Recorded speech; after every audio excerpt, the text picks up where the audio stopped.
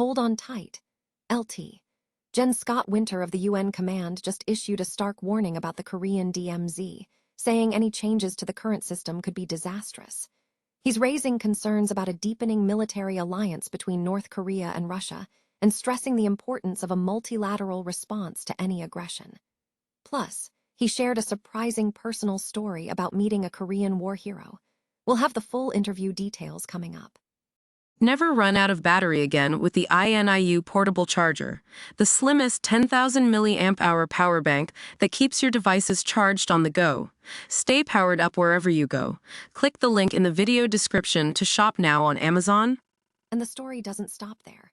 Pastor Jun Kwang-hoon, recently released on bail after being accused of inciting a riot at the Seoul Western District Court, is vehemently denying any involvement, claiming the rioters are people I don't even know.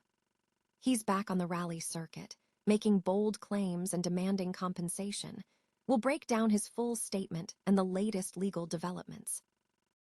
Now, officials are scrambling to prevent wildfires as a dry weather advisory grips Gangwon province.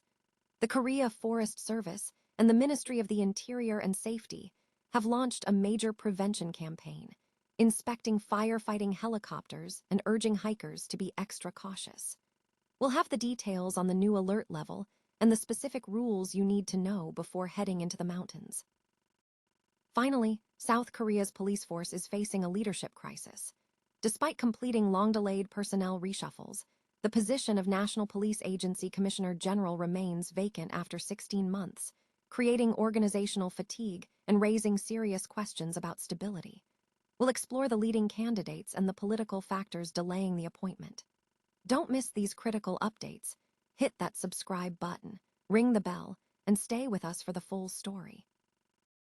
Seoul, South Korea. The UN Command's Deputy Commander, LT. Jen Scott Winter, is cautioning against any alterations to the established framework governing the Demilitarized Zone, DMZ, separating North and South Korea, emphasizing its proven track record. In an exclusive interview, Winter stated that tampering with this system could jeopardize a vital de-escalation mechanism that has maintained stability for decades. This comes as the US-led UNC has expressed reservations about South Korean proposals to promote peaceful use of the DMZ, citing safety concerns and the need to uphold the armistice agreement. While not directly addressing a recent proposal regarding UNC management of parts of the southern DMZ, Winter stressed the importance of preserving the integrity of the current system. He also lauded the dedication of South Korean soldiers serving in what he described as one of the world's most dangerous terrains, highlighting the armistice's role in their safety. Winter underscored the increasingly interconnected global security landscape, specifically citing the growing military alignment between North Korea and Russia as a significant concern.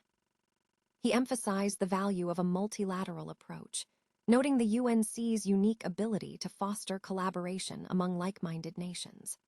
Discussions are anticipated regarding the future role of the UNC following South Korea's planned transition to wartime operational control from the United States, with a focus on identifying and addressing potential capability gaps.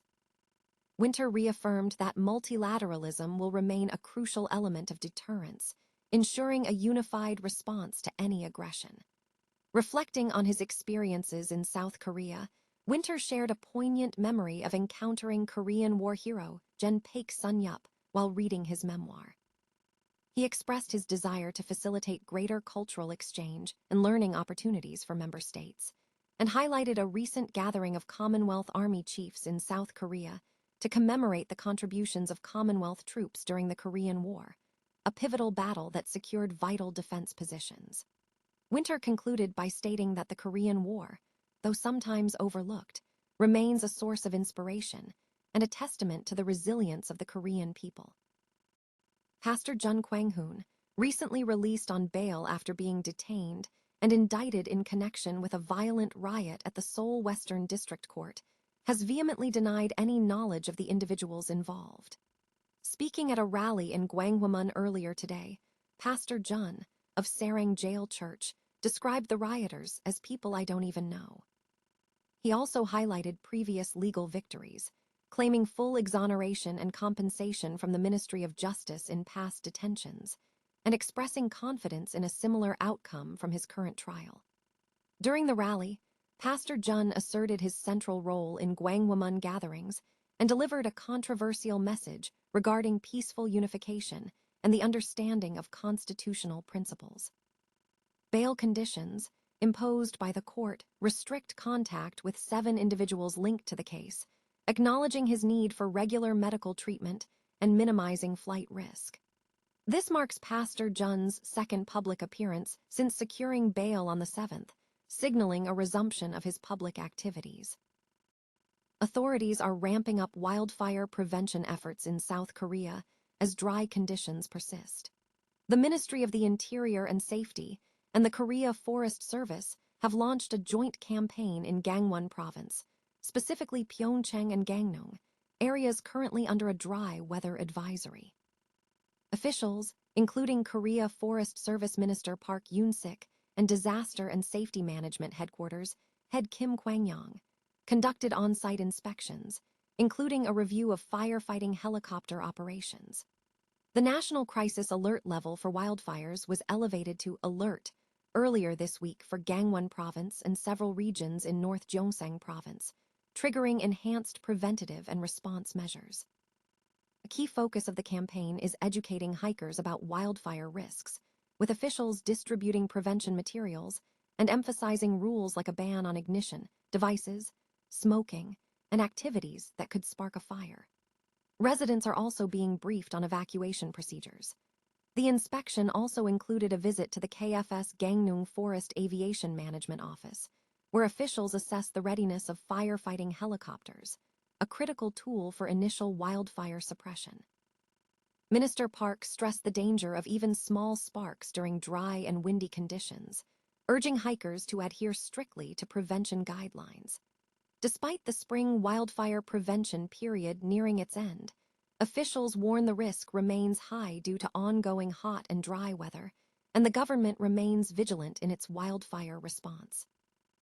South Korea's police force is nearing the completion of long-delayed senior personnel reshuffles, with promotions to the rank of senior superintendent finalized this week. This follows earlier promotions to superintendent general, effectively concluding the process postponed for months due to the aftermath of a December martial law declaration. However, a critical leadership void remains. The position of National Police Agency Commissioner General, the NPA's top post, has been vacant for a staggering 16 months since the impeachment of former Commissioner General Cho Jae-ho. While acting Commissioner General Yoo Yi-sung was initially considered a frontrunner, the selection process has stalled, creating a backlog of personnel moves and prompting concerns about organizational fatigue.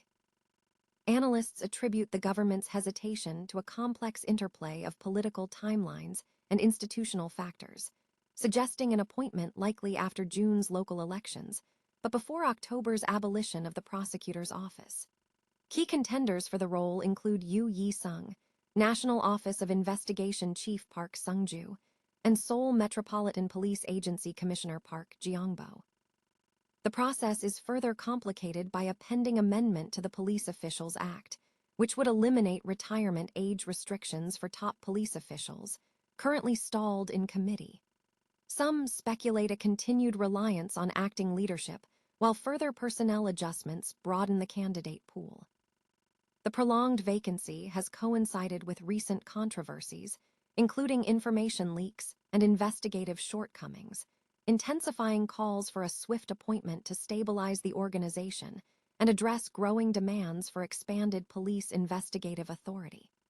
A police official emphasized the urgent need to fill the control tower position for organizational stability.